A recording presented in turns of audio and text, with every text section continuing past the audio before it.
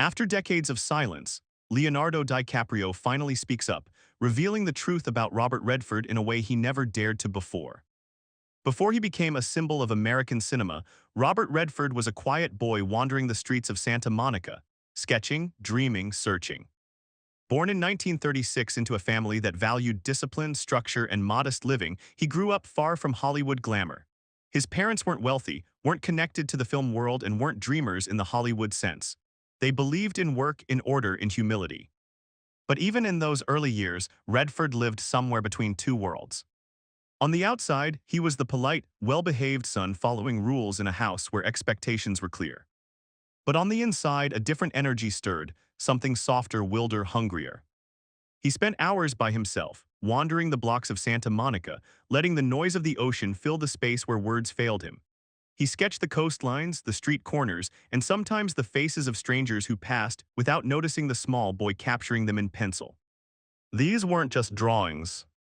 They were windows, early signs that Redford was searching for something beyond what life had handed him.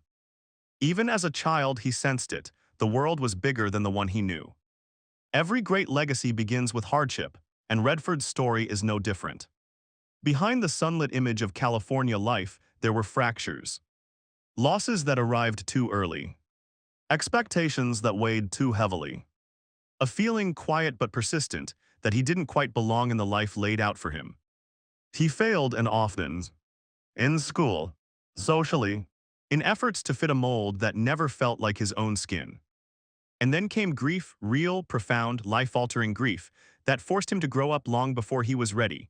These private heartbreaks didn't just shape his adolescence, they sculpted the emotional vocabulary that would later define his performances. Redford didn't learn about pain from movies.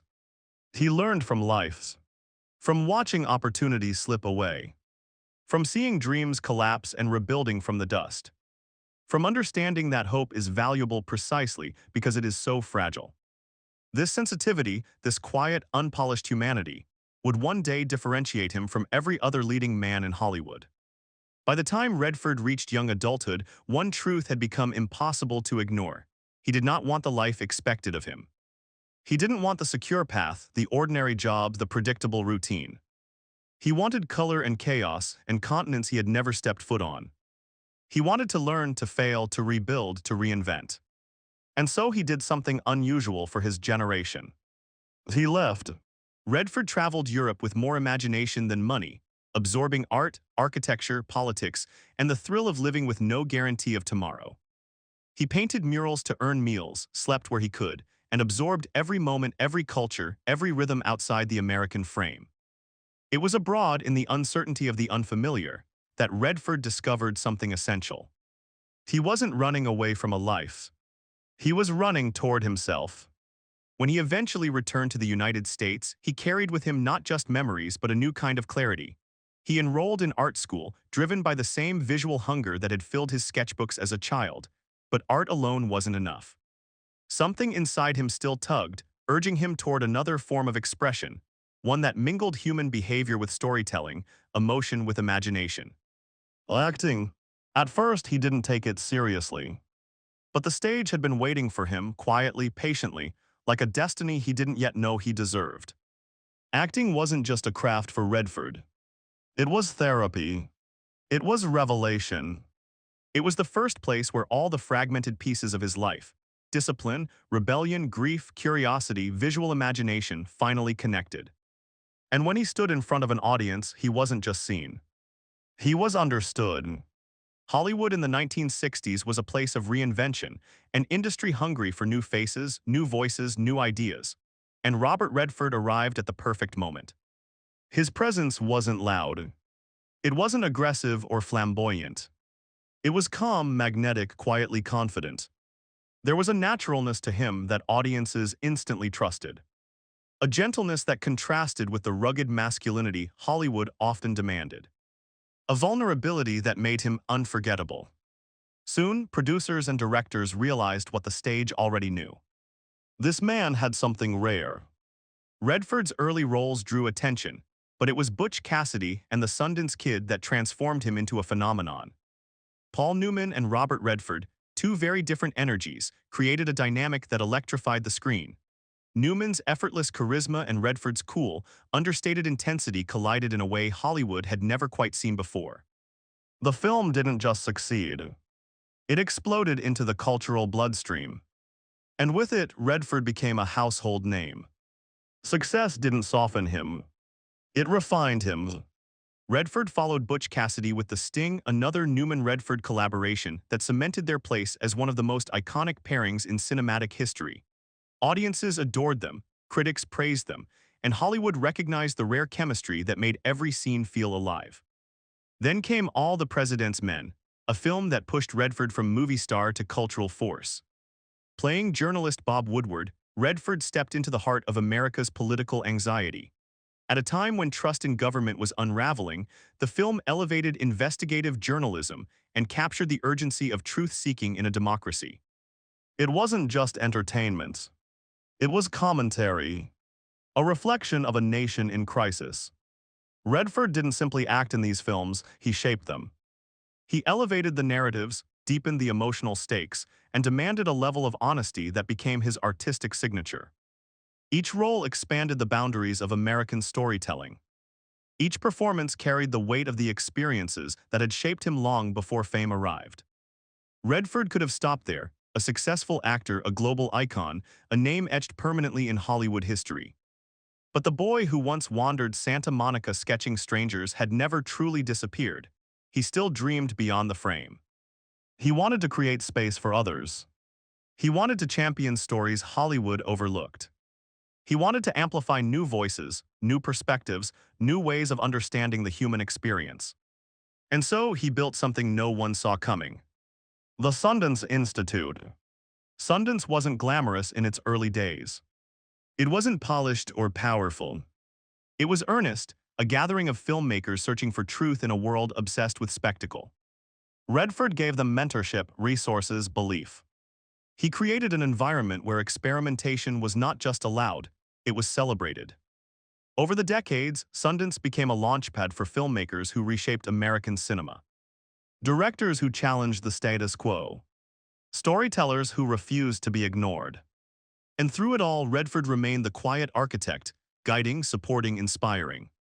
There was another aspect of Redford's life, one that carried the same passion, the same urgency, the same sense of responsibility as his work in film. Nature. The landscapes he explored as a young wanderer became sacred to him. The forests, the deserts, the rivers, these weren't just backdrops but living forces that shaped his spirit. Redford recognized early what many didn't. The natural world was under threat. And silence was not an option. He became an outspoken environmental advocate, lending his voice, influence, and resources to the fight for conservation. Long before eco-activism became mainstream, Redford was already calling for change, pleading for the protection of wilderness, wildlife, and the fragile balance of the planet. To millions, he was a film legend. To the earth, he was a guardian. Fame often distorts a life, magnifying the glamorous parts and blurring the rest, but Redford remained surprisingly grounded. He protected his privacy. He nurtured his family. He kept his personal struggles out of the spotlight, not out of secrecy, but out of respect for the life he built away from the camera. There is a quietness to Redford that fame could never erase. A humility that traces back to those Santa Monica streets, to those boyhood sketches, to the discipline and hardship that shaped him long before the world applauded. The truth is simple. Robert Redford never tried to become a legend. He tried to become himself. The legend was just a consequence of doing it well. And as one era reached its height, another was quietly beginning. Decades after the quiet boy from Santa Monica wandered the streets sketching his future, another dreamer was growing up under those same California skies. Not in the calm shoreline neighborhoods Redford once knew, but in a very different Los Angeles, loud, gritty, unpredictable. Leonardo Wilhelm DiCaprio entered the world in 1974, in a city bursting with ambition yet cracked at the edges. LA in the 70s was a place where glamour and struggle lived side by side, and Leo saw both, up close, every day. He didn't grow up with privilege. He didn't grow up with connections. He grew up with determination, raw, hungry, unpolished. From the beginning, acting wasn't a dream as much as it was an escape. A way to imagine something bigger than the apartment he lived in, bigger than the streets that surrounded him, bigger than the odds stacked quietly but heavily against him. He discovered talent early, but he discovered resilience even earlier. Before Leonardo DiCaprio became a global icon, he was a kid dragging himself to audition after audition, sometimes hopeful, sometimes discouraged, but never willing to quit. Small commercials, bit parts in sitcoms, roles that barely paid, moments that barely mattered to anyone but him. For every yes, there were a dozen no's. For every callback, 100 doors closed before he even stepped inside. But DiCaprio had something Hollywood can't manufacture: a stubborn refusal to be forgotten. Every role sharpened him. Every rejection toughened him. Every year built a foundation no single success could ever shake. And when the breakthroughs came, this boy's life, What's Eating Gilbert Grape, Romeo plus Juliet, and eventually the global tidal wave of Titanic, they weren't accidents. They were the inevitable arrival of a force that had been gathering strength long before the world saw it coming. But celebrity, with all its glare and distortion, didn't soften him. It didn't distract him. It didn't dilute the deeper calling forming quietly beneath the surface.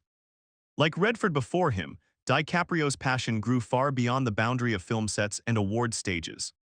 While his career soared, another part of him pulled in a very different direction, toward the Earth itself. Toward vanishing forests and warming oceans. Toward scientists whose warnings went unheard. Toward landscapes disappearing in real time.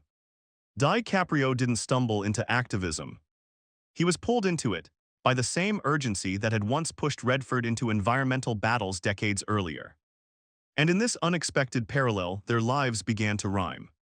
Two eras separated them. Two distinct journeys shaped them. But the same mission called to both. A fight to protect the fragile world that had shaped their imaginations, their childhoods, their artistry. Redford had been the early voice, steady, persistent, often fighting alone. DiCaprio became the megaphone, louder, global, speaking to a world now desperate for solutions. Different generations, different styles, but the same unwavering truths. Both men believed storytelling meant nothing if the very planet their stories lived on was allowed to crumble. Before they ever met, before any torch was passed, their lives were already bending toward each other like two branches reaching for the same light. Redford, the elder statesman of environmental advocacy, had spent decades urging people to care. DiCaprio, rising through Hollywood, was becoming the voice a new generation needed, urgent, fearless, unrelenting. They were unknowingly moving toward the same horizon, shaped by different struggles but driven by the same conviction. Art has power. Fame has responsibility.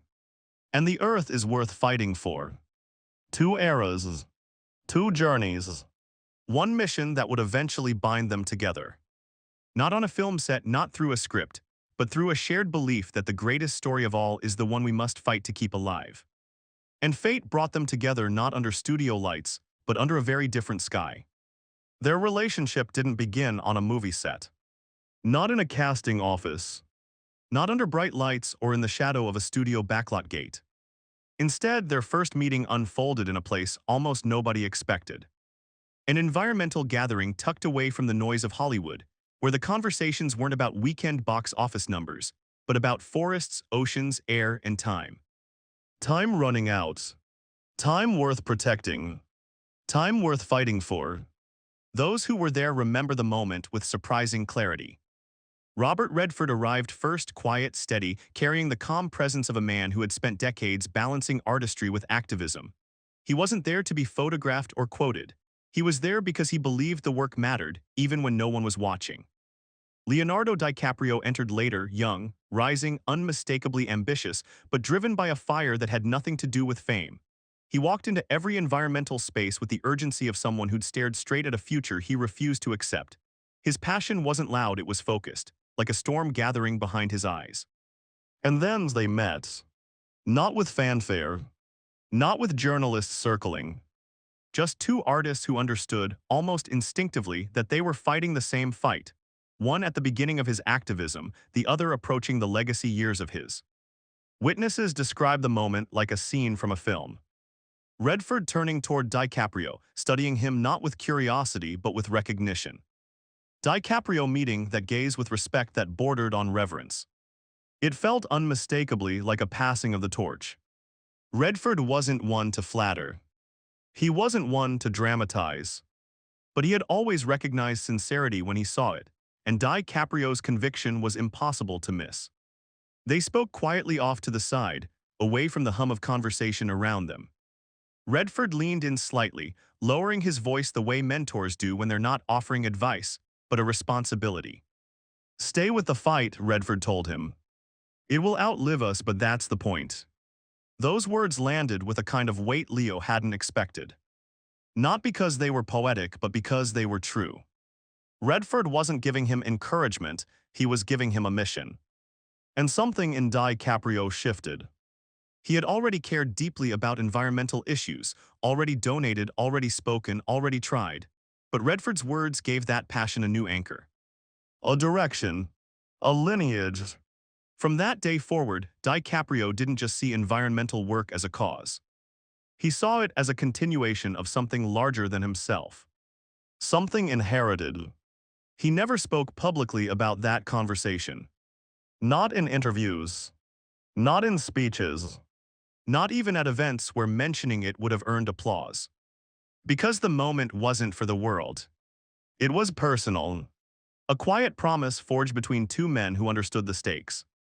And though DiCaprio moved through the years with growing influence, greater reach, and global recognition for his activism, a part of him always carried that memory. The calm in Redford's voice. The certainty in his words. The silent expectation that Leo would carry the work forward long after both of their headlines faded. DiCaprio kept it tucked away, unspoken. Until much later, when reflection came, when tributes emerged, when he finally allowed the world a glimpse of the mentor who had shaped him from the shadows. He didn't describe the whole conversation. He didn't dramatize it. He simply acknowledged what Redford had meant to him. Not as an actor, not as an icon, but as a guide who pointed him toward a fight worth dedicating a life to. And that is why Leo never forgot. Because some moments don't need cameras. Some legacies don't need ceremonies. Some torches are passed quietly, hand to hand, heart to heart, and burn long after the moment itself has faded. And with loss came truth finally spoken aloud. When news of Redford's passing reached him, Leonardo DiCaprio didn't rush to speak. He didn't post a tribute. He didn't seek the spotlight. Instead, he disappeared for a moment, sitting with memories he had carried quietly for years. And then he finally shared what had been in his heart all along. In a tribute that rippled across the world, Leo revealed that Redford was far more than a Hollywood icon to him. He was a guide, a model, a silent force behind Leo's own mission to save the planet. Leo wrote, actor, activist, passionate environmentalist, and champion of the arts. But then came the revelation. The part he had never shared until now. His unwavering commitment to protecting our planet and inspiring change matched his immense talent. His impact will endure for generations to come. These weren't just words. They were a confession. A truth released after years of silence. For Leonardo, Redford wasn't simply a legend. He was the man who showed him what purpose truly means. A transition. And that purpose continues, carried forward by the generation he inspired. Robert Redford's story didn't end with his passing. It lives in every filmmaker Sundance lifts up. In every forest and river he fought to protect. In every artist who chooses meaning over fame. But perhaps his most profound legacy lives in Leonardo DiCaprio. The man who carried Redford's influence quietly, faithfully, and finally allowed the world to see it. And as Leo's voice broke the silence, one truth became undeniable. Robert Redford didn't just shape cinema. He shaped the hearts of those who will continue fighting for the world he loved. His impact, as Leonardo finally said, will endure for generations to come.